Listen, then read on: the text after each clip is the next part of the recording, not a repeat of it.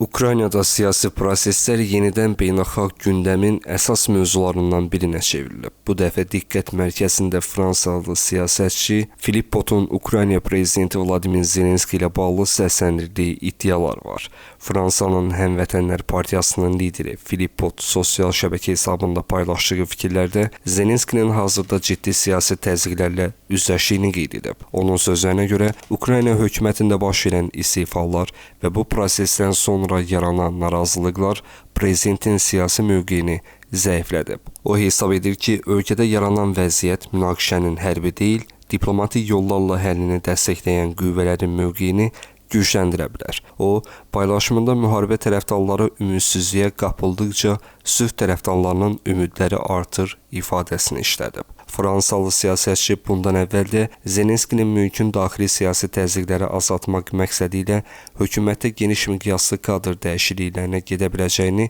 iddia etmişdi. Qeyd etmək lazımdır ki, Philippot Fransada NATO və Avropa İttifaqının Ukrayna siyasətini tənqid edən siyasətçilərdən biri kimi tanınır. Hazırda Ukrayna hökumətində baş verən dəyişikliklərin səbəbləri və mümkün nəticələri beynəlxalq ekspertlər tərəfindən yaxından izlənir. Bu prosesin ölkənin daxili siyasətinə və Rusiya-Ukrayna müharibəsinin girişinə necə təsir göstərəcəyi isə yaxın dövrdə daha aydın olacaq.